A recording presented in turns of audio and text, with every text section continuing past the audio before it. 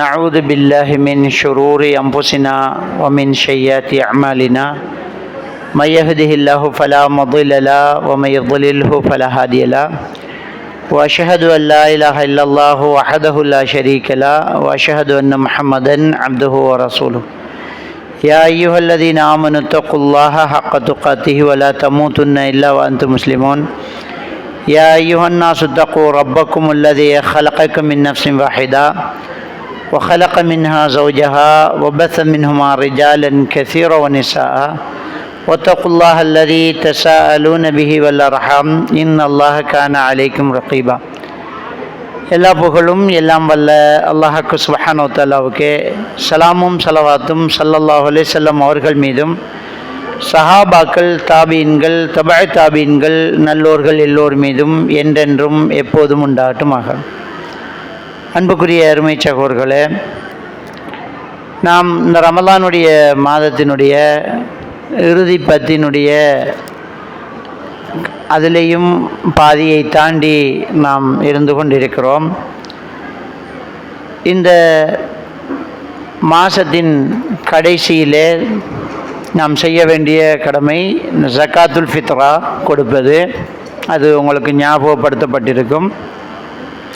ஜக்காத்துல் ஃபித்ரா என்பது நாம் பெருநாள் கொண்டாடுவதற்கு முன்னால் கொடுக்க வேண்டிய ஒரு முக்கியமான ஒரு கொடுப்பனவு.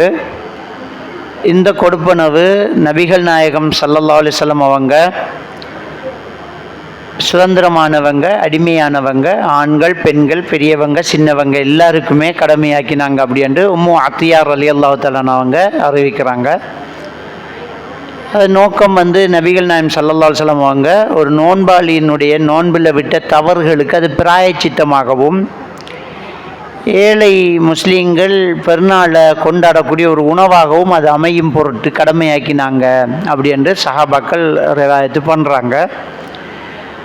இந்த ஜக்காத்துல் ஃபித்ரா உணவாக அன்றைய காலகட்டத்தில் பாவனையில் உள்ள உணவாகத்தான் அது என்ன செய்யப்பட்டது, கொடுக்கப்பட்டது. அன்றைக்கி ஒரு வேளை சாப்பாட்டுக்கே ஈச்சம்பழத்தை சாப்பிடக்கூடியவங்களாக இருப்பாங்க. அப்போ ஈச்சம்பழம், கோதுமை, அதே மாதிரி சீஸ், கட்டி பால், தயிர், கட்டி தயிர் என்ன செய்யப்பட்டது, கொடுக்கப்பட்டது.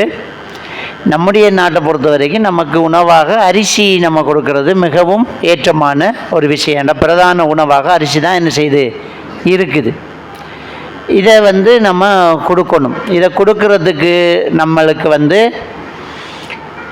ஒரு சாழ் கடமையாக்கினாங்க அப்படின்ற ஹதீஸில் நாங்கள் பார்க்கலாம். ஒரு சாழுங்கிறது 4 முத்து. எப்படி 4 காக்கொத்து ஒரு கொத்தாகுதோ 4 முத்து ஒரு சாழ். ஒரு முத்துங்கிறது 2 கையால் ஒரு தடவை அள்ளி கொடுக்கறது ஒரு முத்து. அன்னளவாக 2.5 கிலோ அரிசி என்ன செய்யும், வெறும் அன்று பிறந்த பிள்ளையிலேருந்து, வயிற்றில் இருக்கிற பிள்ளை கொடுக்கறதுல அன்றைக்கு இருந்த பிள்ளையில இருந்து நம்ம பெரியவங்க வரைக்கும் என்ன செய்யணும், அந்த சாப்பாட்டை நம்ம அந்த உணவை கொடுக்கணும். எப்போ கொடுக்கறது அப்படின்னு சொன்னால், நம்ம பெருநாள் தொழுகைக்கு போகிறதுக்கு முன்னாடி நம்ம கொடுக்கணும். சஹாபாக்கள் நோன்பு 27க்கு பிறகு 2 நாள் இருக்கும்போதே கொடுக்க தொடங்குவாங்க. அப்போ நோன்பு 28லேருந்து கொடுக்க தொடங்குவாங்க. இப்போ நாங்கள் நோன்பு 29 அன்றைக்கு பிறையை பார்ப்போம். நம்ம பிற தென்படலாட்டி அடுத்த நாள் நம்ம நோன்பு வைக்கணும். பிற தெரிஞ்சிட்டேன்னு சொன்னால் அதுக்கு பிறகு இதை தேடிக்கு நிற்கணும், அது மறந்துடுவோம் நம்ம. அதனால் அந்த கடைசி நேரத்தில் இதை கொடுக்கறது தான் சிறந்தது. அப்போ இது நம்முடைய நோம்பில் விட்ட தவறுக்கு ஒரு பிராயச்சித்தமாக இருக்குது. அப்போ இந்த விஷயத்தில் நம்ம ரொம்ப கவனமாக இருக்கணும். அதை நாம் கொடுத்தே ஆகணும். அந்த அரிசிக்கு பதிலாக காசு கொடுக்கலாமா அப்படின்னு கேட்டால் முடியாது. ஏன் முடியாதுன்னு சொன்னால், ஹதீஸில் என்ன வருதுன்றால், அது ஏழை முஸ்லீம்கள் பெருநாள் கொண்டாடுறதுக்கு ஒரு உணவாக இருக்கட்டும் அப்படி என்று ரசூலுல்லாஹ் சொன்னதுனால அதை உணவாக தான் கொடுக்கணும், நம்ம காசாக கொடுக்கப்படாது. இப்போ நம்ம வெளிநாட்டில் இருக்கிற ஒருத்தர் ஃபித்ரா ஜக்காத்துல் ஃபித்ரா கொடுக்கறதுக்கு அங்கேருந்து காசை இங்கே ஒருத்தருக்கு அனுப்பி அவர் அதை அரிசியாக வேண்டி கொடுத்தா அது சரி. ஆனால் போய் சேரும்போது அது உணவாக தான் போகணும். வாங்கினவங்க நிறைய அரிசி அரைவாசை விற்றுட்டு நம்ம வேறு ஏதாவது தேவைக்கு எடுப்போம்னா அது அல்ஹம்துலில்லாஹ், அது அவங்களுக்குரிய சட்டம், அது அனுமதி. நாம் கொடுக்கும்போது உணவாக தான் என்ன செய்யணும், கொடுக்கணும். இது கடைசியாக ஞாபகப்படுத்திக்கிறேன் என்றால், நபி வழியில் நம்ம பெருநாளை கொண்டாடுறதுக்கு முன்னாடி முக்கியமாக இந்த ஜகாத்துல் ஃபித்ராவில் ரொம்ப கவனமாக இருக்கணும். இதை யாருக்கு கொடுக்கறது? நம்ம குடும்பத்தில் உள்ள ஏழை எளியவர்களுக்கு அல்லது நமக்கு தெரிஞ்சு இருக்கக்கூடிய ஏழை எளியவர்களுக்கு நம்ம கொடுக்கறது. இப்போ நம்மளோட ஊரில் ஒரு வளமை, அந்த மிஸ்கின் அந்த ஜகாத்துல் ஃபித்ரா பங்கு 7 சாராருக்கு அப்படின்னு நம்ம பங்கு வச்சிருக்கிறோம். ஃபித்ரா பங்கு, மிஸ்கின் பங்கு, அதே மாதிரி மருத்துவச்சி பங்கு, ஒய்தா பங்கு, பாவா பங்கு, கண் பொண்டாட்டி பங்கு, எத்தீம் அநாத பங்கு, விளங்கிட்டா மகிழா இஸ்லாம் பங்கு. இப்படி 7 பங்கு நம்ம என்ன செஞ்சுக்கிறோம், வச்சிருக்கிறோம். விளங்கிட்டா? ஆனால் அப்படி இல்லை. ஏன்னா முடிவெட்டுறவங்கள ஒய்தான்னு சொல்கிறது, ஒய்தா என்று சொல்கிறத ஒரு பங்காக நம்ம, அவங்க ரொம்ப வசதியாக இருப்பாங்க, அவங்களுக்கு இருக்கிற தொழில் வேறு யாருக்கும் இல்லை. விளங்கிட்டா? அப்போ வசதியாக இப்போ மருத்துவச்சின்னு சொன்னால் இப்போ இல்லை, அது விஓஜி கிட்ட தான் இருக்கிற வசதி எல்லாம் இருக்குது. விளங்கிட்டா? இப்போ நாம் அப்படி இல்லை, ஏழை எளியோர்களுக்கு கொடுப்போம். அதுக்குள்ளே இப்போ மகிழா இஸ்லாம்ன்றா புதுசாக இஸ்லாத்துக்கு வந்தவங்க. ஒரு வசதிக்காரன் இஸ்லாத்துக்கு வரலாமே.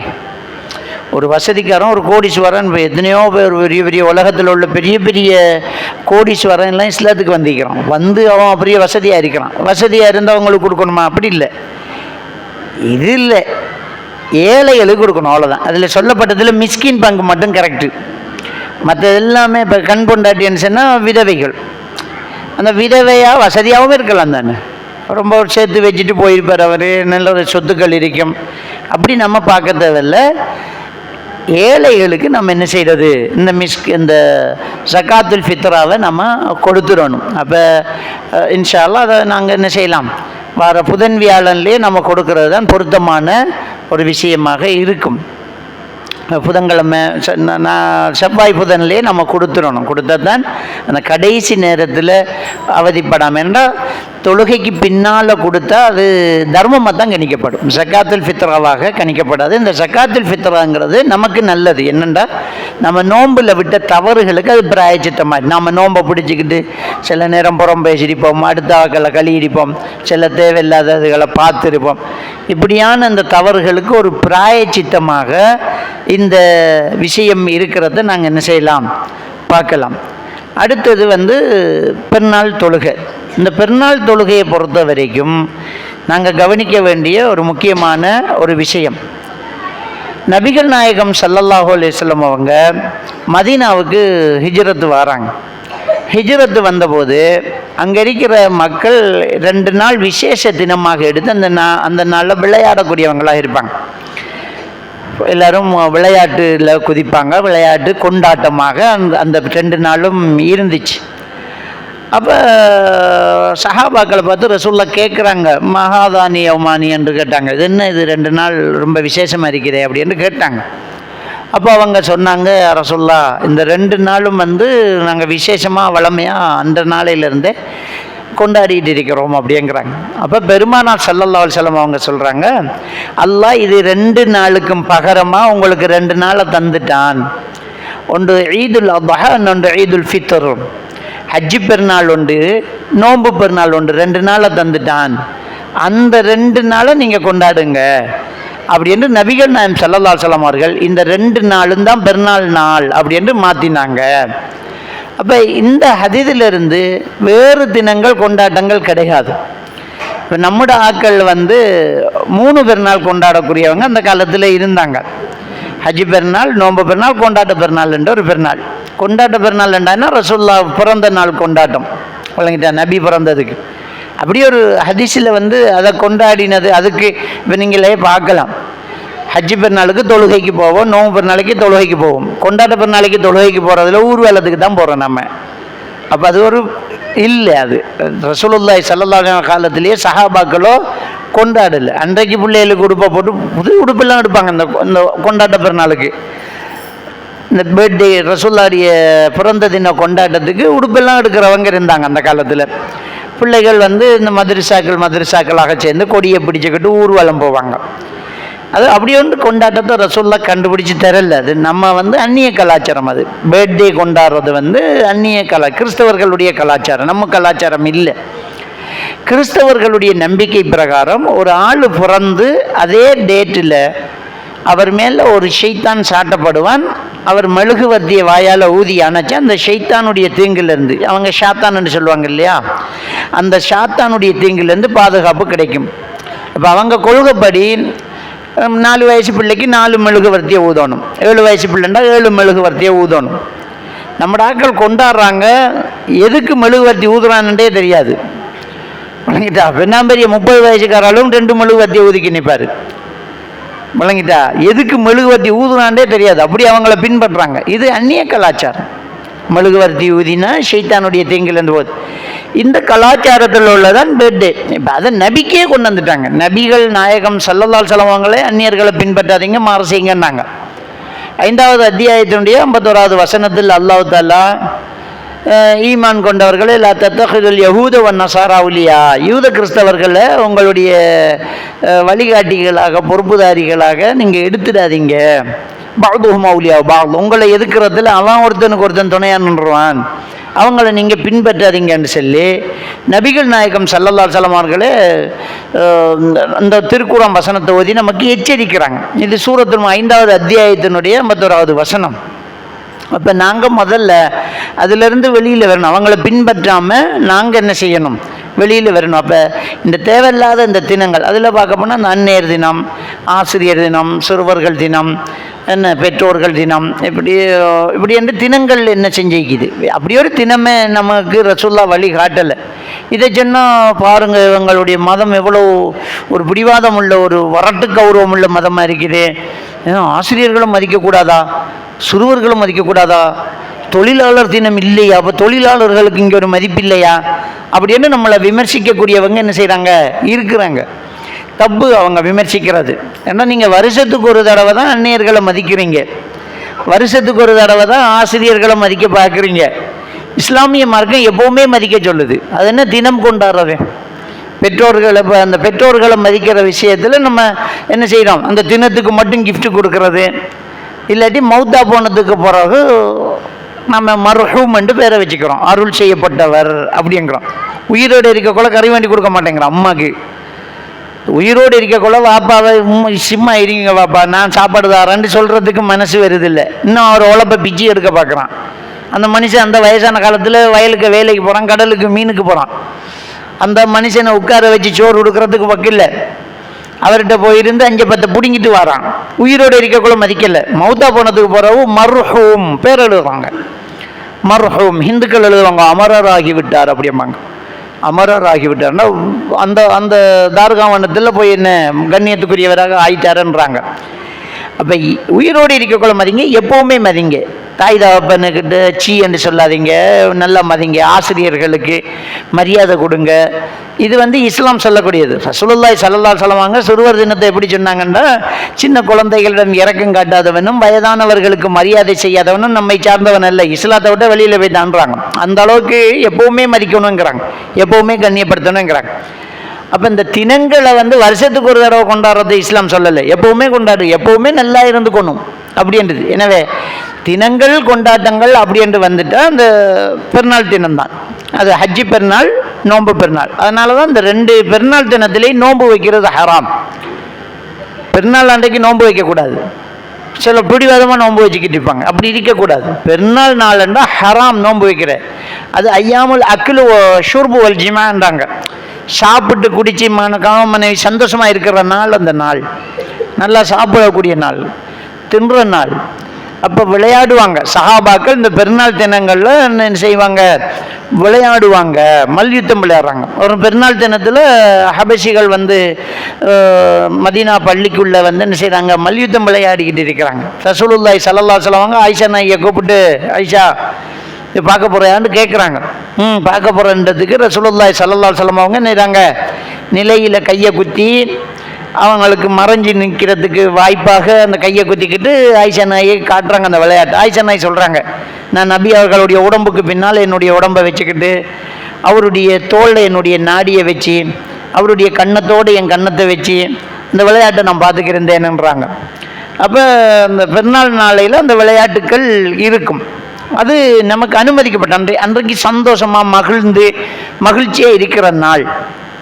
அப்போ குடும்பங்களில் சேர்ந்து நடந்து சாப்பாடுகளை பரிமாறி உணவுகளை நம்ம அடுத்தவங்களுக்கு கொடுத்து விட்டு நாம் சாப்பிட்டு மகிழ்ச்சியாக இருக்கக்கூடிய நாள். ஆனால் தொழுகையை விட்டுறக்கூடாது.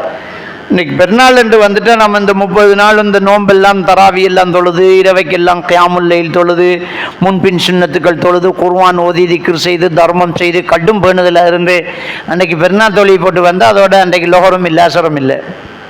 பெருநாள் பாட்டிக்கு போய்த்துருவாங்க, எங்கேயாலும் குளக்கரைக்கு போய்த்துருவாங்க, சாப்பாடாக்கி கடும் பிஸியில் இருப்பாங்க. சிலர் படத்தை போட்டு பார்த்துக்கிட்டு இருப்பாங்க, சிலர் டூர் கிளம்பிடுவாங்க.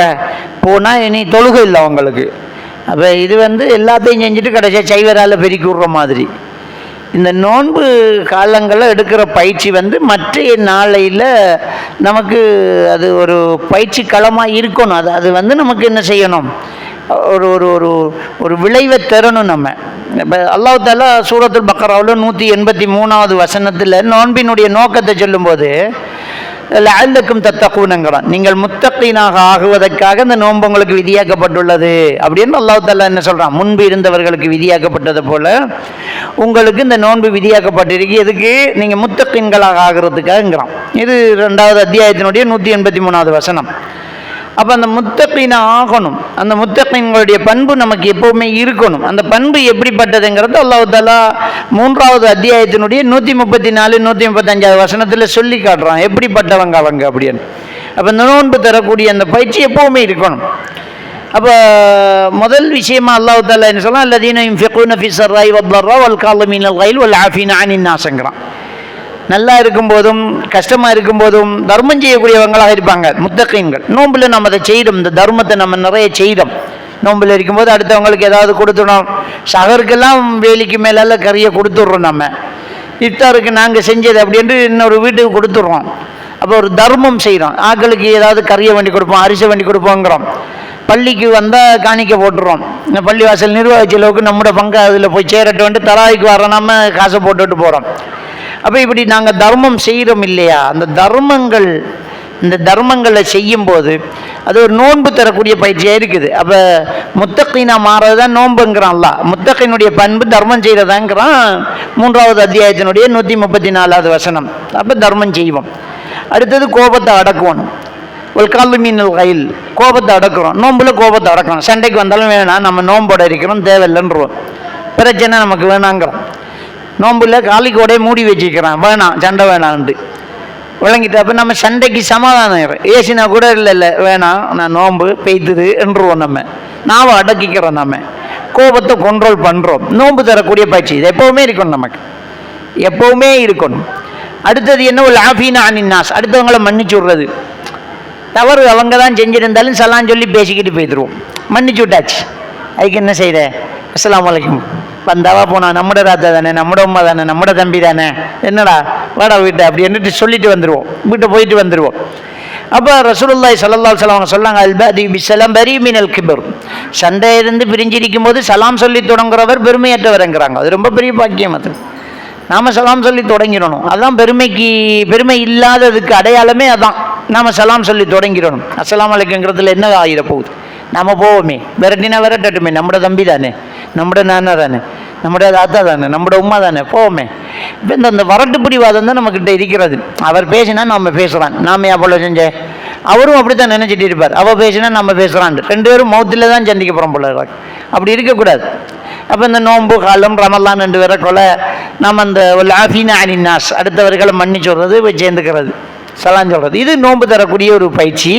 நம்ம நோம்பில் சண்டைக்காரனை கூட பார்த்து சிரித்து சலாம் சொல்லிக்கிட்டு பேசிக்கிட்டு, இன்றைக்கு ரோட்டில் கண்டனியோம் தம்பியை சலான் சொன்னோம், வலைக்கும் சலான்ட்டு அப்படியா அப்படின்னு உறவாயிடுவோம் நம்ம. அப்போ இந்த பண்பு முத்தகீனுடைய ஒரு பண்பு, அடுத்தவங்கள மன்னிக்கிறது. அடுத்தது வல்லதீன இதா ஃபஅலு ஃபாஹிஷத்தன் அவ் ஸலமு அன்ஃபுஸஹும், மானக்கேடான விடயத்தை பாவத்தை செஞ்சுட்டாங்கன்ற அல்லாஹ் நினச்சிக்குவாங்க, பயந்துருவாங்க. இந்த நோன்பு தரக்கூடிய பயிற்சி அது. இந்த அல்லாஹ்வே நோம்போட நம்ம இதை பார்த்துட்டோமே, நோம்போட இப்படி பேசிட்டோமே, நோம்போட இப்படி செஞ்சிட்டோமே, நோம்போட இதை நினச்சிட்டோமே அப்படின்னு நம்ம பயப்படுறோம். தக்கருல்லாஹ், பாவத்தை நினச்சி வருந்துறது. இது முத்தகீனுடைய பண்பு. முத்தகீனா மாத்துறது தான் நோம்பு. அது மட்டும் இல்லை, வருந்தினா சும்மா இருக்க மாட்டாங்க. வயஸ்தக்ஃபிரூன லிதுனூபிஹிம், அவங்களுடைய பாவத்துக்காக மன்னிப்பு கேட்டுக்குவாங்க. பாவத்துக்காக அல்லாஹ் கிட்ட என்ன செய்வாங்க? மன்னிப்பு கேட்டுவாங்க. ஒமை யக்ஃபிரு துனூப இல்லல்லாஹ், அல்லாஹ்வை தவிர வேறு யார் இருக்கா பாவத்தை மன்னிக்கிறதுக்குங்கிறான் அல்லாஹ். அப்போ பாவத்துக்கு மன்னிப்பு கேட்டுருவோம். இது நோன்பு தரக்கூடிய பயிற்சி எப்பவுமே இருக்கணும். நம்ம பாவத்தை மனுஷன் அடிப்படையில் தவறு செஞ்சிட்டோம்னா அல்லாஹ் அஸ்தக்ஃபிருல்லாஹ்னு தவறுக்கு தௌபா செஞ்சு மனம் வருந்தி தௌபா செஞ்சிடணும். வலம் யுஸிரு அலா மா ஃபஅலு வஹும் யஅலமுன், தெரிஞ்சுக்கிட்டே அந்த பாவத்தை திரும்ப செய்யக்கூடாது. இதான் அந்த நோன்பு தரக்கூடிய பயிற்சி. இப்போ நோன்பு அந்த பாவம், தொழுகை விடுறது பாவம் அப்படின்னு நமக்கு நல்லா தெரியுது. தெரிஞ்சுக்கிட்டு நோம்பெல்லாம் நம்ம அந்த தவறை விட்டுட்டு நோன்பு முடிஞ்சோன்னா திரும்ப அந்த பாவத்தை செய்யணும். தொழுகை இல்லை, இப்போ பெருநாள் அன்றைக்கு முடிஞ்சு வச்சு. சிலர் நோம்புல நாம இனி சிகரெட் குடிக்கிறலன்னு விட்டுருவாங்க. அம்மா பொண்டாட்டி பிள்ளையெல்லாம் அல்ஹம்துலில்லாஹ் வாப்பா சிகரெட் குடிக்கிறத விட்டுட்டார், பெரிய மகிழ்ச்சியில் இருப்பாங்க. பெருநாள் அன்றைக்கு 2 பக்கெட்டு வேண்டிடுவார் அவர், மொத்தமாக முடிஞ்சு வச்சு. சிலர் நோன்பு திறக்கிறதே சிகரெட்டில் தான். பகலைக்கெல்லாம் குடிக்காமல் இருந்துட்டு எப்படா எல்லாரும் கஞ்சி குடிக்கிறப்ப தண்ணி குடிக்கிறப்ப அவ்வளோ தாகம் மாறிக்கண்டு காத்துக்கிட்டு இருப்பான். அந்த ஆள் எப்படா சிக்கெட் அடிக்காண்டு காத்துக்கிறிக்கும். பத்தியமே இல்லை, தண்ணியை குடிச்சிட்டு முதல் எடுத்து பத்துறது தான் வேலையாയിരിக்கும். அப்போ விடலை, அந்த முத்தக்கினாக ஆகலை. அப்போ நோன்பாளி எடுத்த அந்த பயிற்சி முத்தகீன்களுடைய பயிற்சி. அந்த முத்தகீனா எப்போவுமே இருக்கணும். இந்த ஒரு மாதத்து பயிற்சி 11 மாதத்துக்கு நமக்கு வேலை செய்யணும், அடுத்த வருஷம் வரைக்கும் நமக்கு நிற்கணும். அதுதான் நம்முடைய நோக்கம். அப்போ இந்த பெருநாள் கொண்டாட்டம்ங்கிறது மகிழ்ச்சியாக இருக்கிறது தான். அந்த மகிழ்ச்சி அல்லாஹ்வை நினைவு கூறுவதை விட்டு நம்மளை என்ன செஞ்சிடக்கூடாது, பராக்காக்கிடக்கூடாது. விளங்கிட்டா? அப்போ அல்லாஹ் தஆலா திருக்குர்ஆனில் சொல்கிறான், விளங்கிட்டா, நீங்கள் உங்களை தொழுகையை விட்டு உங்களை எதுவுமே பராக்காக்கிடக்கூடாதுங்கிறான் அல்லாஹ். விளங்கிட்டா? திக்ர் இல்லைங்கிற அல்லாஹ்வை நினைவு கூறுவது, தொழுகையை விட்டும் என்ன செய்யக்கூடாது, உங்களை எதுவுமே பராக்காக்கிடக்கூடாது. லா துல்ஹிக்கும் அம்பாலுக்கும் அவுலாதுக்கும் திக்ர் இல்லைங்கிறான். உங்களோட குழந்தை குட்டி சொத்து சுகம் அல்லாஹ்வை நினைவு கூறதை விட்டு உங்களை பராக்காக்கிடக்கூடாது, தொழுகையை விட்டுறக்கூடாது. மையத்து வீட்டுக்குள்ளே இருந்தாலும் தொழுவிட்டு தான் மையத்தை அடக்க போகிறோம். நம்ம மையத்து வீட்டில் இருக்கக்குள்ள சாப்பிட மாட்டோம், ஆனால் தொழுவோம். மையத்து வீட்டில் இருக்கக்குள்ள அலங்காரமான உடுப்பு கொடுக்க மாட்டோம், ஆனால் தொழுவோம். அந்த தொழுகைக்கு எதுவுமே தடை கிடையாது. உயிர் விரிகிற சக்கராத்து தான் தடை, அதுதான், அவ்வளோதான். ஆனால் அல்லாஹ் தஆலா திருக்குர்ஆனிலே சொல்லி காட்டுறான், ஃபத்குர் ரப்பக ஹத்தா யாத்தியக்கல் யகீனுங்கிறான். யகீன் வரும் வரைக்கும் உங்களுடைய ரப்பை வணங்குங்கிறான் அல்லாஹ். யகீனுங்கிறது மௌத்துடைய நேரத்தில் வர்றது தான் யகீன், மற்ற நேரத்தில் வர்றது ஈமான். யகீனுங்கிறது ஈமானுங்கிறது நம்பிக்கை தான். ஆனால் ஈமான் காணாமல் நம்புறது, யகீனுங்கிறது கண்டு நம்புறது. விளங்கிட்டா? உம்மா இதுதானுங்கிறது யகீன், எல்லாம் கண்டுட்டாங்க, அவங்க கர்ப்பமாக இருந்தது. வாப்பா இதுதானுங்கிறது ஈமான், உம்மா சொன்னாங்க. யகீனுங்கிறது கண்ணால் காண்றது. மௌத்துடைய நேரத்தில் நம்ம எல்லாருமே கண்ணால் காண போகிறோம், மலக்க பார்க்க போகிறாரு, அது வரைக்கும் தொழணுங்கிறான் அல்லாஹ். ஃபஅபுது ரப்பக ஹத்தா யாத்தியக்கல் யகீன். யகீன் வரும் வரைக்கும் நம்ம என்ன செய்யணும், தொழணும். அது தொழுகையை விடக்கூடாது. அப்போ இந்த நோன்பு தரக்கூடிய பயிற்சியாக அதை எடுக்கணும். அப்போ பெருநாள் கொண்டாட்டம்ங்கிறது எப்படி இருக்கணும், அன்றைய நாள் ரொம்ப மகிழ்ச்சிகரமாக இருக்கணும், தொழுகையை விட்டுறக்கூடாது. அந்த 2 நாளும் தான் பெருநாள், 3ஆவது நாள் கொண்டாட்டம்ங்கிறது கிடையாது. இது ரொம்ப முக்கியமான ஒரு விஷயமாக இருக்குது.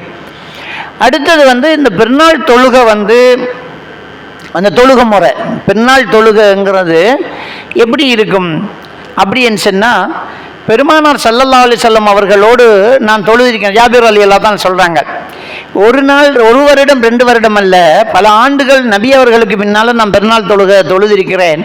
அதில் பாங்கும் இக்காமத்தும் இல்லைங்கிறாங்க. அப்போ பெருநாள் தொழுகைக்கு பாங்கு இக்காமத்து கிடையாது. அதுபோக இந்த பெருநாள் தொழுகைக்கு முன்னதாக எந்த ஒரு சுன்னத்து தொழுகைகளும் கிடையாது. நம்ம சுபஹ் தொழுதுட்டோம்னு சொன்னால் அடுத்தது பெருநாள் தொழுகை தான்.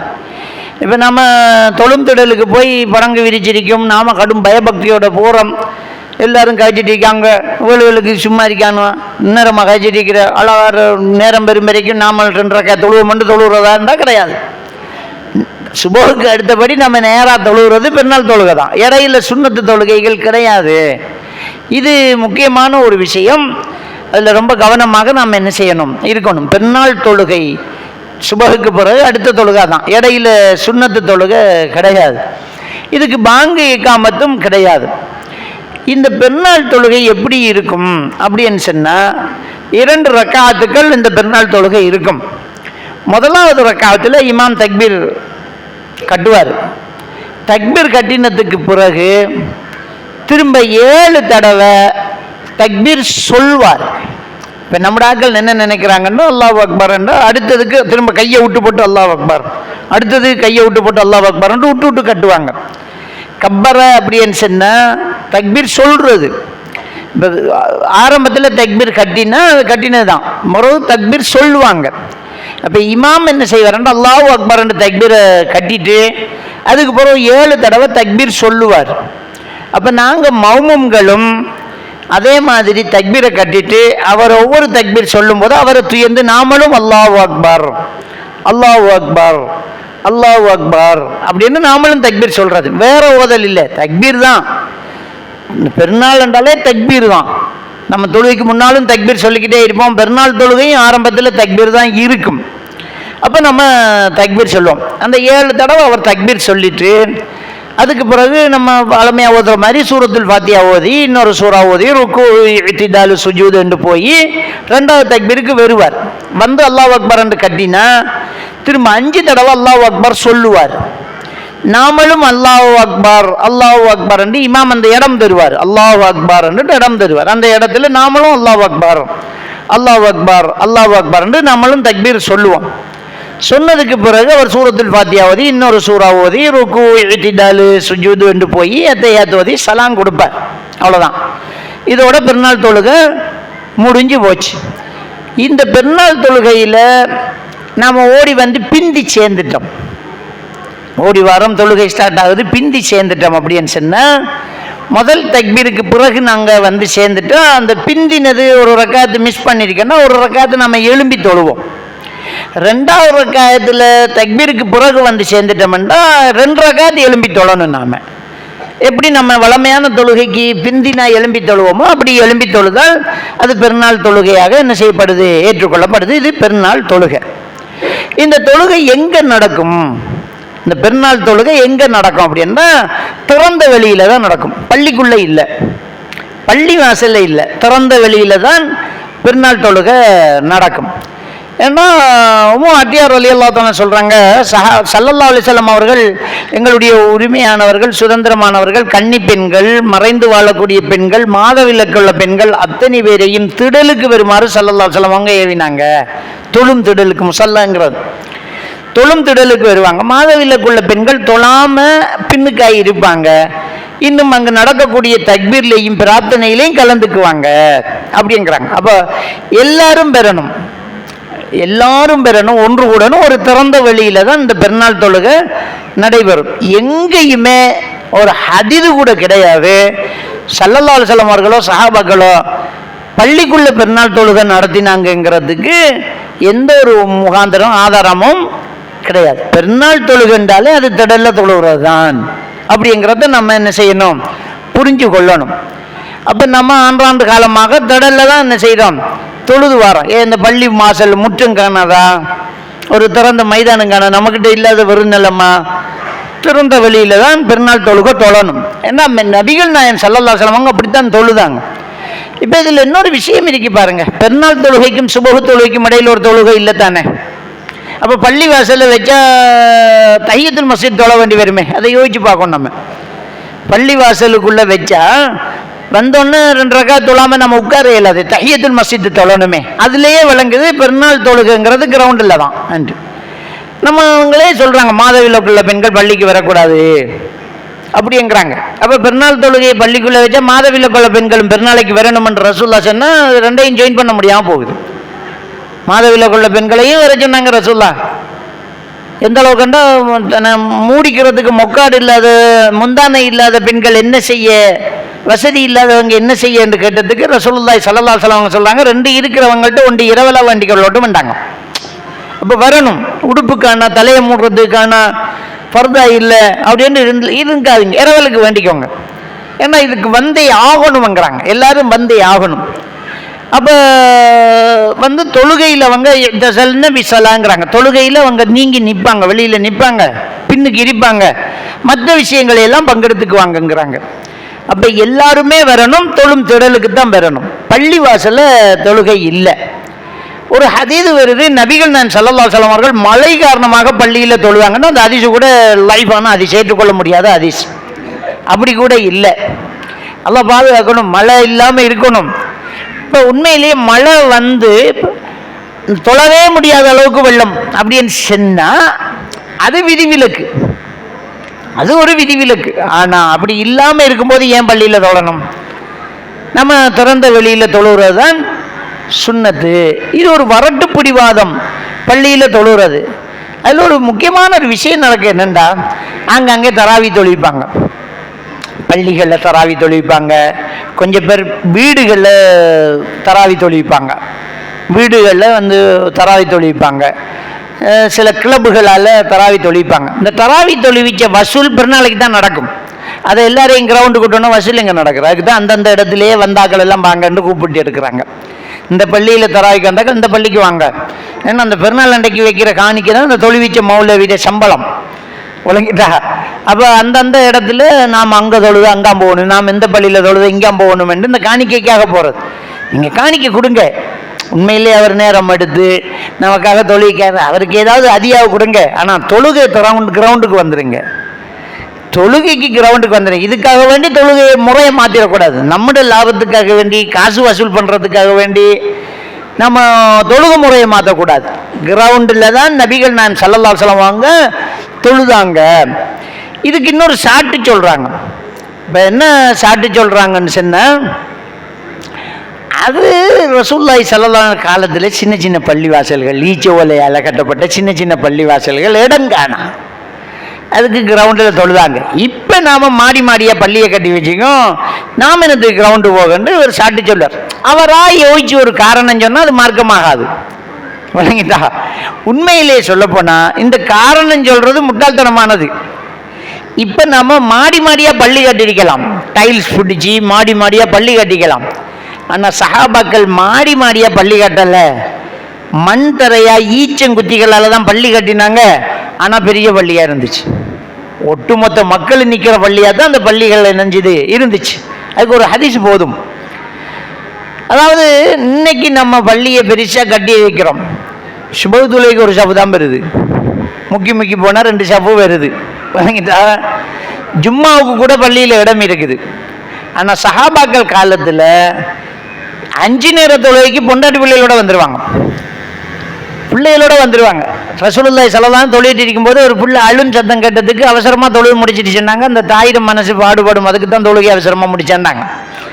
நாளைக்கு இந்த பிள்ளைகளை கூட்டிக்கு வர வேலை வேணாம், பொம்பளை எல்லாம் வீட்டை தொழுங்கன்ற ரசூலுல்லாஹ் சொல்லலை, எல்லாரும் வந்துக்கிட்டே இருக்காங்க, விளங்கிட்டா? அப்போ எல்லாரும் பள்ளிக்கு வருவாங்க. அந்த காலத்தில் இட வசதி பெருசாக தான் இருந்துச்சு. உமர் ரலியல்லாஹு தஆலா அவர்கள் சுபஹு தொழுகைக்காக சஃபில் முன்னுக்கு நிற்கிறாங்க. இந்த ஹதீஸ் போதும் பள்ளி எவ்வளோ பெருப்பமாக இருந்ததுங்கிறதுக்கு. பொதுவாக சுபஹுக்கு தானே ஆட்கள் குறைய வர்றது. உமர் அலி தான் சுபஹுக்கு பள்ளியில் இமாமத்துக்கு முன்னுக்கு போகிறாங்க, அவர் தான் ஹலீஃபா. அவருக்கு சரியா பின்னுக்கு அப்துல் ரஹ்மான் இப்னு அவுஃப் ரலியல்லாஹு தஆலா அவங்க நிற்கிறாங்க. அதுக்கு பின்னுக்கு இப்னு அப்பாஸ் ரலியல்லாஹு தஆலாவும் நிற்கிறாங்க. இதுக்குள்ள அபுல் உலா மஜூசி என்கிற ஒரு நெருப்பு வணங்கி அவன் வந்து உமர் அலியை தான் கொலை செய்யறதுக்காக வேண்டி விஷம் தடவின வாழை தன்னுடைய போர்வைக்குள்ளே மறைச்சி வச்சுக்கிட்டு உமர் அலியெல்லாம் தான் பின்னாடி வந்து தக்பீரை கட்டிக்கி நிற்கிறான். அந்த தக்பீர் கட்டுறதுக்கு ரெடியாக நிற்கிறான்.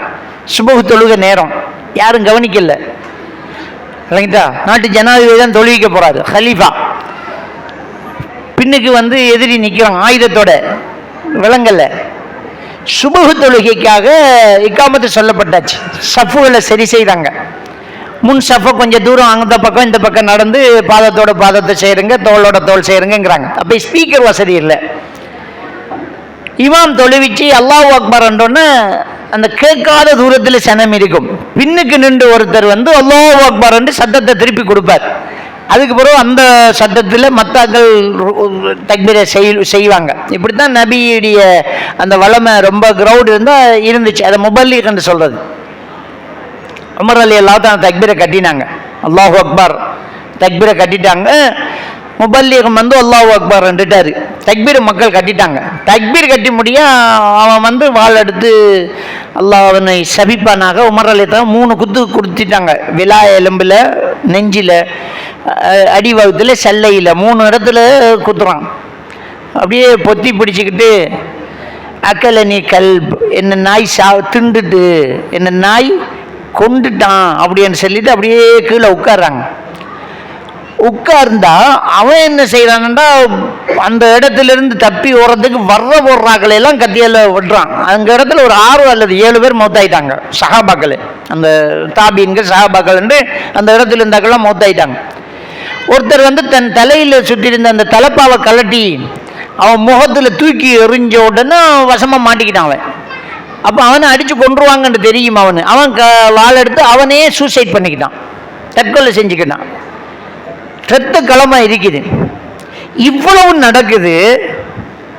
என்ன அல்லாஹ் அக்பர் என்றவர் சூரத்துல் ஃபாத்திஹா ஓதல்லையே என்கிற அளவுக்கு சஃபுட தொங்கல் இருந்திருக்குது.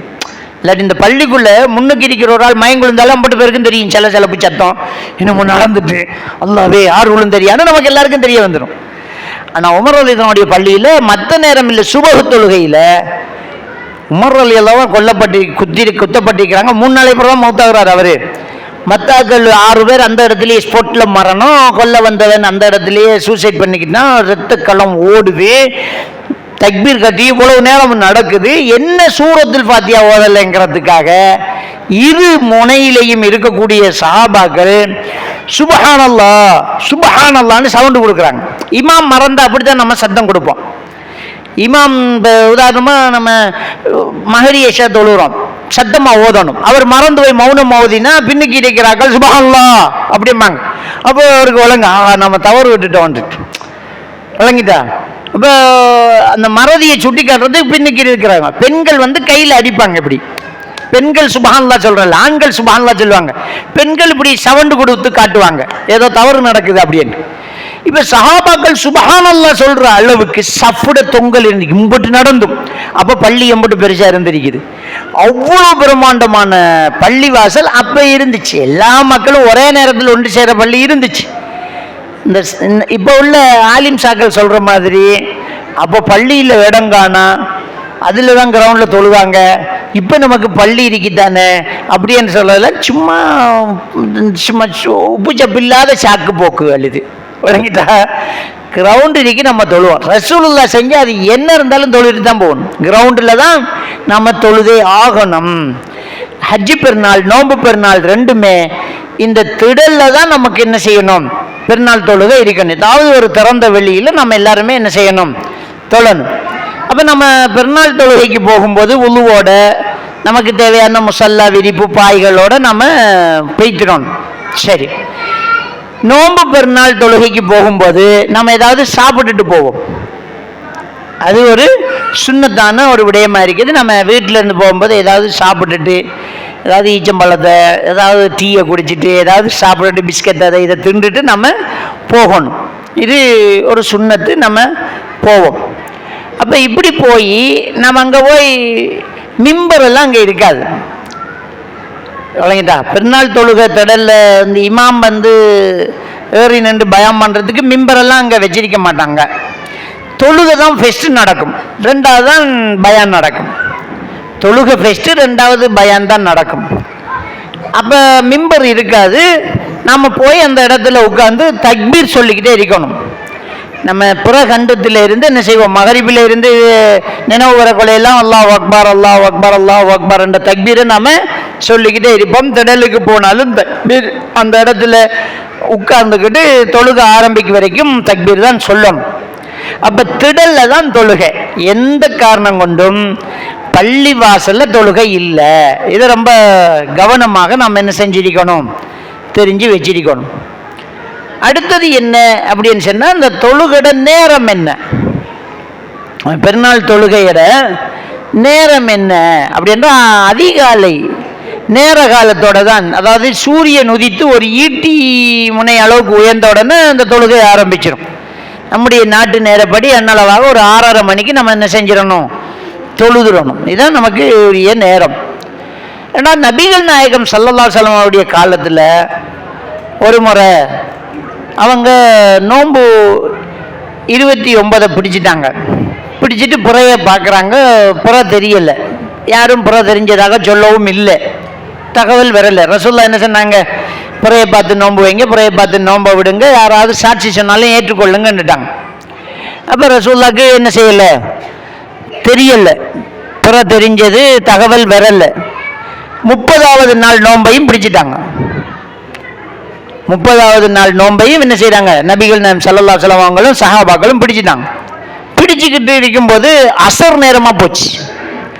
அப்ப ஒரு பிரயாண கூட்டம் வர்றாங்க, தூரத்திலிருந்து ஒரு பிரயாண கூட்டம் வர்றாங்க. வந்து மதீனாவுக்கு அசருக்கு தான் இந்த நேரத்தில் வந்து இறங்குறாங்க. பகலின் பிற்பதுன்னா இந்த டைம், இன்னும் கொஞ்ச நேரத்தில் நம்ம நோன்பு திறக்கிற நேரம். இப்போ வந்து இறங்குறாங்க. வந்தாக்கள் பார்த்தாங்க, இன்னும் எல்லாரும் நோன்பு பிடிச்சிட்டு இருக்கிறாங்க. அவங்க சொன்னாங்க, நாங்கள் நேற்று பூரா பார்த்துட்டோமேண்டாங்க. அப்போ நபிகள் நாயகம் ஸல்லல்லாஹு அலைஹி வஸல்லம் அவங்க என்ன சொன்னாங்கண்டா, எல்லாரும் நோன்பை விடுங்க. ஏண்டா நேற்று பூரா கண்டா பெருநாள் நாள் தானே, பெருநாள் நாளையில் நோன்பு வைக்கிற ஹராம், அப்போ எல்லாரும் நோன்பை விடுங்க சொல்லிட்டு பெருநாள் தொழுகைக்கு நாளைக்கு வாங்கங்கிறாங்க. இது ஏன் இந்த ஹதீஸை கொண்டு வரேன்டா, பெருநாள் தொழுகை பின்னரமெல்லாம் தொழ முடியாது, காலையெல்லாம் தொழணும். இன்னைக்கு பெருநாள் என்று தெரிஞ்சு போச்சு, ஆனால் நேரம் தப்பிட்டு, நமக்கு நேரம் தப்பிட்டு தெரியாமல் நாள் அந்த நேரத்தை தாண்டிட்டோம். பிறந்த நாளையில் நோன்பு வைக்கிற ஹராம், நோன்பை விடுங்க. அப்போ பின்னர் இன்னும் கொஞ்ச நேரத்தில் நோன்பு திறக்குது, ஆனால் ஹராம், ஒரு மணித்தியாலம் இருந்தாலும் ஹராம் தானே, நோன்பை விடுங்க. நோன்பை விட்டுட்டு நாளைக்கு திடலுக்கு என்ன செய்யுங்க, தொழுகைக்காக வாங்க அப்படின்னு நபிகள் நாயகம் ஸல்லல்லாஹு அலைஹி வஸல்லம் இந்த சஹாபாக்கள் சொல்றாங்க. எனவே பெருநாள் தொழுகை என்பது திடல்ல தொழணும், அதிகாலையில தொழணும். நேரத்தோட தான் நம்ம என்ன செய்யணும், பெருநாள் தொழுகை தொழணும். அது ஒரு வாட்டி தான் நடக்கும், அந்த பெருநாள் தொழுகைங்கிறது ஒரு வாட்டி நடக்கும். இப்போ என்ன செய்கிறாங்கன்னு சொன்னால், இந்த பெருநாள் தொழுகையை யாரு அப்பெல்லாம் பள்ளி காணாது, அதனால் கிரவுண்டில் தொழுவாங்க. இப்போ தானே பெரிய பள்ளி இருக்கி, வாங்க பள்ளியில் தொழலாமன்னு சொன்ன ஆக்கள் பள்ளி காணாமல் பெருநாள் தொழுகை சில பள்ளியில் 2வது தொழுகை இதுதான் கடைசி, இதுக்கு பிறகு நடக்காதுன்னு நடத்துகிறாங்க. எப்படி போகுதுன்னு பாருங்க சட்டம். வாங்கிட்டா 2 தடவை நடக்குது சில பள்ளிகளில், கிரவுண்டு கூடையாம். ஒரு குரூப் இப்போ மத்தாக்கள் நில்லுங்க, நாங்கள் என்ன செய்வோம், அடுத்த தடவை நாங்கள் தொழுகை நடத்துவோம் அப்படின்னு என்ன செய்கிறாங்க, பெருநாள் தொழுகையை 2 தடவை நடத்துகிறாங்கலாம் இருக்கிறாங்க. அப்போ பெருநாள் தொழுகை என்பது நேர காலத்தோடு நடத்தணும். 10 மணி வரைக்கும் பெருநாள் தொழுகை நடத்துகிறாங்க இருக்காங்க. 10 மணி 11 மணி, ஏன்னா 2 தடவை 3 தடவை நடத்தணுமே, அப்படி நடத்துகிறாங்க. ஒரு சிலர் வந்து ஒரு இடத்துல பெருநாள் தொழுகை தொழுவிச்சு போட்டு 2 இடத்த தராவி தொழுவிக்கிறாங்கலாம் இருக்காங்க. ஒரு வீட்டில் தராவி தொழுவிச்சு போட்டு, பள்ளியில் தொழுவிச்சு போட்டு ஒரு வீட்டுக்கு ஓடுறது, இங்கே தொழுவிச்சு போட்டு அந்த வீட்டுக்கு ஓடுவாங்க. அப்போ பெருநாள் தொழுகை அவர் தான் செய்யணும், எப்போ கலெக்ஷன் ஆகுமே. அப்போ இங்கே பெருநாள் தொழுகை தொழுவி போட்டு அங்கே காத்துக்கு இருப்பாங்க, அங்கே ஓடக்குள்ள 9 மணியாக போய்த்துடும். அப்போ அப்படியெல்லாம் பெருநாள் தொழுகை இல்லை, நேர காலத்தோடு தான் பெருநாள் தொழுகை என்ன செய்யணும், இருக்கணும், நேரத்தோடு நடக்கணும். இது முக்கியமான ஒரு விஷயம். நேர காலத்தோடு அதிகாலையிலேயே அந்த சூரியன் உதிச்சு ஒரு ஈட்டி முனை அளவு உயர்ந்த உடனேயே நாங்கள் பெருநாள் தொழுகை என்ன செய்யணும், தொழுகை ஆகணும். இது ஒரு முக்கியமான ஒரு சட்டம். இதுதான் நபி வழியில் நாங்கள் பெருநாள் தொழக்கூடிய ஒரு தொழுகை முறையாக அது இருக்கும். அடுத்தது, இந்த பெருநாள் தொழுகை முடிஞ்சதுக்கு பிறகு நாங்கள் உரை நடக்கும். அந்த உரையில் பெருமானார் ஸல்லல்லாஹு அலைஹி வஸல்லம் அவர்கள் வலியுறுத்தின விஷயம் என்னன்னு சொன்னால், தர்மம் செய்யுங்க அப்படின்னு வலியுறுத்துறாங்க. எந்த அளவுக்குன்னு சொன்னால், நபிகள் நாயகம் ஸல்லல்லாஹு அலைஹி வஸல்லம் அவர்கள் என்ன செய்கிறாங்கன்னு சொன்னால், பெண்கள் பக்கமாக போய் என்ன செய்கிறாங்க, தனியாக போய் என்ன செய்கிறாங்க, பயான் நகர்த்துறாங்க. தர்மம் செய்யுங்க அப்படின்னு என்ன செய்கிறாங்க, பயான் நடத்துகிறாங்க.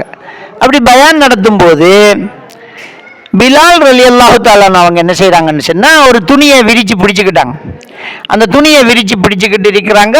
பெண்கள் தங்களுடைய காதில் இருந்ததை, கழுத்தில் இருந்ததை, அணிகலன்களை என்ன செய்கிறாங்க, நகையை கழட்டி போகக்கூடிய அளவுக்கு பெண்கள் தர்மம் செஞ்சாங்க. ஆனால் பெருமானார் ஸல்லல்லாஹு அலைஹி வஸல்லம் அவங்க என்ன செய்கிறாங்கன்னு சொன்னால், நரகத்திலிருந்து நீங்கள் விடுதலை பெற்றுக்கொள்ளுங்க.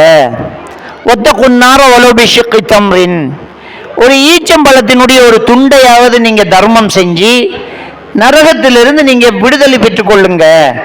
நரகத்தில் அதிகமாக பெண்கள் இருக்க கண்டேன், நரகத்திலிருந்து நீங்கள் விடுதலை பெறுறதுக்கு தர்மம் செய்யுங்க என்று ரசூலுல்லாஹி ஸல்லல்லாஹு அலைஹி வஸல்லம் அவங்க உரை நிகழ்த்துறாங்க. உரை நிகழ்த்துறோம்னா பெண்கள் வரையா காதில் இருந்ததையெல்லாம் கழட்டி கொடுத்தாங்க. அப்படி ஒரு கலாச்சாரம் அந்த காலத்தில் இருந்துச்சு. இருந்ததுனால தான் அந்த அந்த அந்த தர்மங்கள் என்ன செய்யுது, நடக்குது. அப்போ நாங்கள் இந்த ஹதீஸிலிருந்து கவனிக்கிறது என்னென்றால், பெருநாள் நாளையில் தர்மம் செய்கிறத ரசூலுல்லாஹ் என்ன செஞ்சுக்கிறாங்க, வலியுறுத்தி இருக்கிறாங்க அப்படிங்கிறது.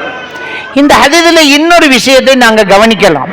என்ன விஷயம் என்றால், பெண்கள் காது குத்தி இருக்காங்க, அதனால தான் காதில் கிடந்ததை கலட்டி போட்டிக்காங்க. ஏன்னா இன்னைக்கு ஒரு சிலர் வந்து காது குத்தப்படா, காதை ஓட்ட போடப்படா, அல்லாட படைப்பு மாற்றப்படா அப்படி என்ன செய்றாங்க, சிலர் வந்து பிள்ளைகளுக்கு காது குத்தாமலே வச்சிருக்காங்க. என்னென்னா நோவமாம் வாங்கிட்டா, அது ஒரு கலாச்சாரம். கத்தனா செஞ்சாலும் நோவும் தான். அப்புறம் கத்தனா செய்யாமலா இருக்கிறோம் நாம. பெண்கள் வந்து நகை போடுறது அவர்களுடைய ஒரு அலங்காரம். பொதுவாக பெண்களுக்கு நகை வந்து பெண்களுக்குரியதான். அப்போ அந்த காதில் ஓட்டப்பட்ட நோகும் மண்டு பிள்ளைக்கு காது குத்தா போட்டா அந்த பிள்ளை குமராவி போட்டு நகை போடலிங்கிறது கடும் நோவாக இருக்கும் மனசெல்லாம். அப்படி இல்லை, நம்ம காது குத்துறது அந்த காலத்தில் இருந்துச்சு, அதனால தான் காதில் இருந்ததை கலட்டி போட்டாங்க அப்படின்றது. அதை சொன்னோன்னா காதில் ஓட்டு தான் போடணுமா நகையை, மெக்னெட்டில் வைக்கலாம். மெக்னெட் இப்போ கண்டுபிடிச்சது, அப்போ இருந்துச்சா? காதில் ஓட்டு நகையை போடுறது தான் கலாச்சாரம் ஆண்டாண்டு காலமாக இருந்துச்சு. இப்படி மாற்றி கொழுகி வச்சுட்டு இருந்துச்சா? இல்லை. அப்போ இந்த ஹதீஸில் அந்த சட்டத்தையும் எடுக்கிறோம், நம்ம தர்மம் செய்கிற சட்டத்தையும் எடுக்கிறோம். அப்போ பெருநாள் நாளையில் உரை நடக்கும், அதில் தர்மத்தை பற்றி வலியுறுத்துவாங்க, தர்மம் செய்யணும். அது ஒரு நல்ல ஒரு பழக்கமாக இருக்குது. அடுத்தது என்ன, இந்த பெருநாள் தொழுகை முடிஞ்சதுக்கு பிறகு நாம் பயானுக்கு இருக்கிறது, அதில் கட்டாயம் கிடையாது. எலும்பி போகிறவங்களும் இருப்பாங்க, வழங்கிட்டா அவங்கள எலும்பி போகும்போது உட்கார்ந்து தான் போங்கன்ற ரசூலுல்லாஹ் வலியுறுத்தல, விரும்பினவங்க இருந்து போங்கன்னுட்டாங்க. கட்டாயம் கிடையாது, தொழுகையோடு முடிஞ்சு போச்சு. பயானுக்கு விரும்பினவங்க இருப்பாங்க. அதில் கொஞ்சம் அவசரமாக ஏதாவது ஒரு பொறுப்பில் இருக்கிறவங்க டக்குன்னு நாங்கள் போகணுன்னா போகிறதுல என்ன இருக்கு, சலுகை இருக்குது. உதாரணமாக அன்றைக்கு காலையில் உணவு விற்கிறவர், ரோட்டி கடை இருக்கும், உணவு விற்கிறவர் இருப்பார். அவர் தொழுது போட்டு வாராக்களே சாப்பாடு விற்கணும் அப்படின்னா தொழுது முடியாத எலும்பிக்கு போய் கடையை திறக்கார், அது அனுமதிக்கப்பட்டது. அப்போ பயான் முடிஞ்சு நம்ம வெளியிறங்கி வரும்போது அதில் ஒரு நபி வழி இருக்குது. என்ன நபி வழி அப்படின்னு சொன்னால், நபிகள் நாயகம் ஸல்லல்லாஹு அலைஹி வஸல்லம் அவர்கள் எந்த வழியால் பெருநாள் தொழுகைக்கு வந்தாரோ வீட்டுக்கு திரும்ப போகும்போது வேற வழியை மாற்றிக்குவாங்க, ரோட்டை மாற்றி போகிறது. அது ஒரு சுன்னத்து. நம்ம கிரவுண்டுக்கு வந்ததை விட்டு போட்டு போகும்போது ஒரு சுற்றி வேற வழியால் ரோட்டில் போகிறது, போகும்போது பாதையை மாற்றிக்கிறது, அது வந்து ஒரு சுன்னத்தான ஒரு விடயமாக இருக்குது. அப்போ நபி வழி பெருநாள் தொழுகை, நபி வழி பெருநாள்ங்கிறது இம்பட்டு விஷயத்தை நம்ம உள்ளடக்கி வச்சிருக்கிறோம். வார வழியில் போகாமல் வழியை மாற்றுறது வரைக்கும் அந்த பெருநாள் நபி வழி பெருநாளாக என்ன செய்யும், அந்த பெருநாள் இருக்கும். இது ஒரு முக்கியமான ஒரு விஷயமா இருக்குது. அடுத்து இந்த பெருநாள் தினத்தில் நாங்கள் கவனிக்க வேண்டிய இன்னொரு முக்கியமான ஒரு விஷயம்தான், இந்த பெருநாளுடைய நோக்கமே மகிழ்ச்சியாக சந்தோஷமாக இருக்கிறது. அதில் வீண் விரயம் செய்யக்கூடாது. எப்பவுமே வீண் விரயம் செய்கிறவங்க அல்லாஹ் நேசிக்கிறது இல்லை. இன்னல்லாஹ லா யுஹிப்புல் முஸ்ரிஃபீன்ங்கிறான். வீண் விரயம் செய்கிறவங்க அல்லாஹ் நேசிக்கிறது இல்லைங்கிறான். இந்த வீண் விரயத்தை பற்றி 2 வசனத்தை அல்லாஹ் தஆலா திருக்குர்ஆன்ல பயன்படுத்துவான். ஒன்று இஸ்ராஃப், இன்னொன்று தப்தீர் என்கிற 2 வசனம். இஸ்ராஃப் என்கிறது அனுமதிக்கப்பட்ட விஷயத்தை அதிகமாக செஞ்சு வீணாக்குறது தான் இஸ்ராஃப்ங்கிறது. நம்ம சாப்பிட்றோம், அது கொஞ்சம் கூட செலவு செஞ்சு வீணாக கொட்டி விடுறோம்னா அது இஸ்ராஃப். தப்தீர்ங்கிறது அனுமதிக்கப்படாத விஷயத்தையே அதிகமாக செய்கிறது தப்தீர். மார்க்கத்திலே அது இல்லை, அதை கொஞ்சம் எக்ஸ்ட்ரா செய்கிறது. இப்போ உதாரணமாக தப்தீர்ங்கிறது என்னென்றா வெடில் கொளுத்துறது. அது அடுத்தவனை செவிடுபடுத்துறதும் காசை போட்டு கரியாக்குறதும், அதை கொஞ்சம் அதிகமாக செய்கிறது தப்தீர். பாவத்திலேயே ரொம்ப வீண் விரயம் தப்தீர். இந்த நோன்பு வந்தால் பள்ளி கூரைக்கெல்லாம் பல்பு போடுவாங்க, அந்த கொடி வெளிச்சத்தில் போட்டுருவாங்க. என்ன மின்சார பந்தல்ன்றா அதுக்கு பேர். வழங்கிட்டா கூரையிலேருந்து அப்படியே தூரத்து பார்வைக்கு பள்ளியே மினுங்கிக்கிட்டே இருக்கும், வீணானது. அதுக்கு கட்டுற கரண்ட் பில்லு வீணானது. இதில் என்னன்னா பொதுமக்களுடைய வரி பணத்தில் தான், நீங்கள் கொடுக்குற சந்தாவும் காணிக்கையிலேருந்து தான் கரண்ட் பில்லெல்லாம் கட்டுறாங்க. ஹராத்துக்கு நாம் கொடுக்குறோம், அப்போ அந்த மின்சார பந்தல் போறது, தேவையில்லாத செலவுகள், இதெல்லாம் என்ன வீண் விரயம். அந்த வீண் விரயம் என்ன தபுதீர். பொதுவாக இந்த பெருநாள் தினத்தில் இந்த ரெண்டுமே இருக்குது, இஸ்ராஃபும் இருக்கும் தபுதீரும் இருக்கும். என்ன இஸ்ராஃப்னா இந்த கண் பசிக்கு சாப்பாட்டை மூட்டுறது, எல்லாத்துலேயும் அள்ளி போட்டு திண்டு போட்டு மிச்சத்தை கொண்டு எச்சில் கொண்டே கொட்டுறது. அளவுக்கு எடுங்க, நல்லா சாப்பிடுங்க, தின்னுங்க, குடிங்க, நல்லா எடுங்க, நல்ல குடும்பத்துக்காக செலவு செய்யுங்க, கொடுங்க, சாப்பிடுங்க. வீணை கொண்டே கொட்டுறதுக்கு எடுக்காதீங்க. வீண் விரயம் என்ன செய்யக்கூடாது, செய்யக்கூடாது. இது முக்கியமாக நம்ம கவனிக்க வேண்டியது. அடுத்தது என்ன, தபுதீர் செய்யக்கூடாது. அதாவது அனுமதியே இல்லை, அதை ரொம்ப அதிகமாக செய்கிறது. பெருநாளைக்கு என்று சொல்லி என்ன செய்கிறாங்கன்னா, வீடுகளில் சில புரை பல்புகளை கடையில் விற்பாங்க.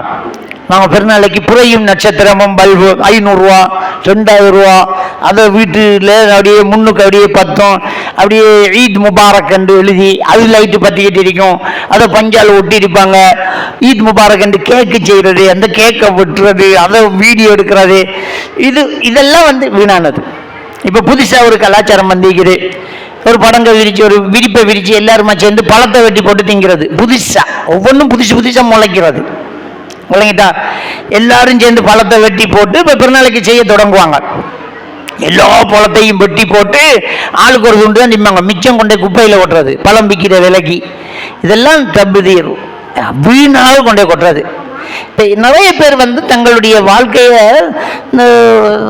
ஃபேஸ்புக்கில் போகிறதுக்கும், வாட்ஸ்அப்பில் போகிறதுக்கும், டிக்டாக் செய்கிறதுக்கு தான் வாழ்ந்துக்கிட்டு இருக்கிறாங்க.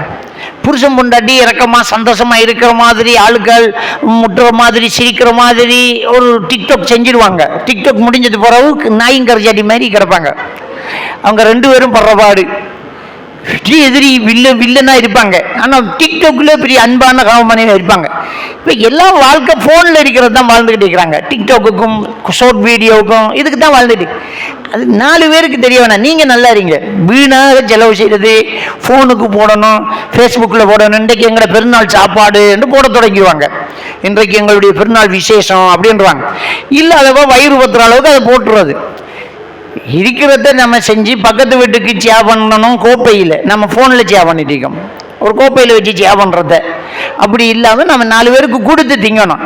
இதை காட்டி உலகத்துக்கெல்லாம் காட்டி வெளிநாட்டில் இருக்கிறார்கள் பார்த்து வாவுன்றதும், எங்களுக்கு எப்போ இது கிடைக்க போகுதுங்கிறதும், இவங்க இனி அதில் தொடர்பாகிறதும், லைக் பண்ணுறதும், இதெல்லாம் நடந்துக்கிட்டே இருக்குது. அப்போ ஃபோனுக்காகவும் இந்த ஷார்ட் வீடியோவுக்காக வேண்டியும் வாழாமல் நம்ம மார்க்கத்துக்காக வாழ தொடங்கணும். அப்போ இந்த பெருநாள் தினத்தை நாங்கள் எப்படி கொண்டாடணும், வீண் விரயம் இல்லாமல் நம்ம என்ன செய்யணும், கொண்டாடணும். இது முக்கியமாக நம்ம பெருநாள் நாளைக்கு செய்த தவறில் ஒன்று, தொழுகையை மிஸ் பண்ணுறோம்.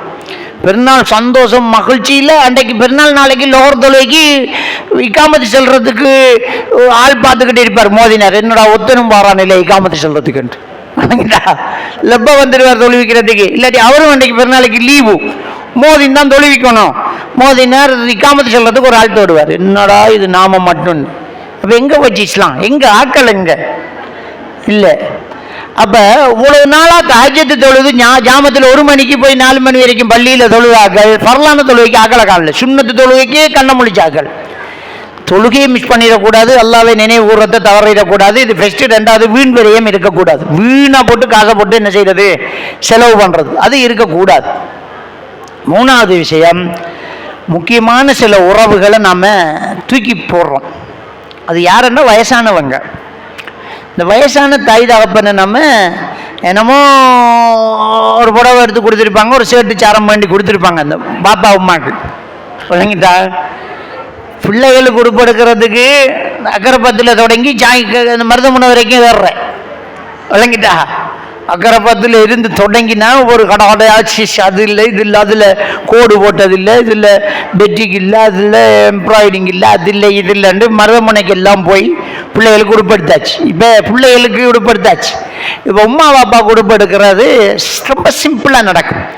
இந்த ஒயில் புடவை கொஞ்சம் காட்டுங்க, 5 புடவை தூக்கி போடும், ரைட்டு இதை தாங்க முடிஞ்சு. அவ்வளோ.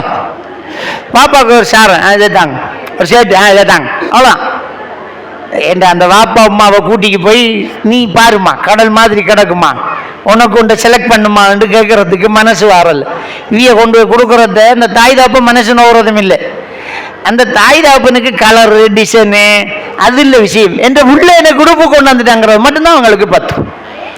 விளங்கிட்டா? இந்த புள்ள கையால் எனக்கு தந்த போட வராம அது போடுற மாதிரியும் இருக்காது, அவளுக்கு பிடிக்கவே பிடிக்காது. ஆனால் அதைத்தான் பெருசாக போட்டுட்டு பெருநாள் தொழில் போட்டு வார ராகட்டையெல்லாம் காட்டி நடத்த வாடுவதிலும் மகன் வேண்டி தந்து, மகன் வேண்டி தந்து, மூத்த மகன் ஒன்று வேண்டி தந்து அது ஊட்ட இருக்கு, இளைய மகள் ஒன்று வேண்டி தந்து அதுவும் இருக்கு. இது நம்முடையவன் கடைசிவன் வேண்டி தந்து. தாய் தகப்பன் நீங்கள் கொடுக்குறத சந்தோஷமாக எடுக்கிறாங்க. நான் என்ன சொல்கிறேன்டா, அந்த தாய் தகப்பனை நீங்கள் என்னமோ உடுப்படுத்தி கொடுத்துட்டீங்க. சரி, உடுப்படுத்தி கொடுத்து என்ன செய்கிறாங்கன்னா, அவங்க கிளடு, அவங்க வயசான ஆக்கள் இருந்துட்டு அவங்களோட அப்படியே சாப்பாட்டை கொடுத்து போட்டு இவங்க எல்லாரும் பீச்சுக்கு போகிறதும் அங்கே போகிறோம் இங்கே போகிறதும் அவையில கூட்டு போய் போகிறதும் இல்லை, ஒன்றும் இல்லை. அந்த தாய் தகப்பனுக்கு எவ்வளோ ஆசை இருக்கும். இந்த பேரம் பேத்திகளோட இந்த புள்ள குட்டிகளோட நம்மளோட வீட்டை எல்லா பிள்ளைகளும் ஒன்று சேர்ந்து எல்லாரும் இப்படி மகிழ்ச்சியாக இருக்கிறத பார்க்கணுமென்னு அந்த வயசானாக்களுக்கு ஆசை வராதா? அன்றைக்கு புறம் தள்ளப்படுறாங்க. உங்களோட ட்ரிப்பை பெருநா கழிஞ்சு 2 நாள் எல்லாம் ஒரு கிழமையால் வச்சுக்கோங்களேன். உங்களோட ட்ரிப்பை புறவு வச்சுக்கோங்களேன். உங்களோட பிள்ளை குட்டிகளோட போங்களேன். பெருநாள் அன்றைக்கு அந்த வயசானவர்களை ஒதுக்காதீங்க. அந்த தாய் தகப்பன்னு பொண்டாட்டிட உமா பாப்பாவையும் சேர்த்துக்கோங்க, உங்களோட உமா பாப்பாவையும் சேர்த்துக்கோங்க, ஒன்றா இருங்க, எல்லாரையும் சேர்த்துக்கோங்க. சிலர் பொண்டாட்டிட உமா பாப்பாவோட நின்றுட்டாங்க, அவர உமா பாப்பா பார்க்கறதும் இல்லை. அவங்களையும் சேர்த்துக்கோங்க, அவங்களோடையும் சேருங்க, எல்லாரும் ஒரு இடத்துல சேருங்க, அவங்களோட நேரத்தை கழிங்க, அவங்களோட கிடங்க.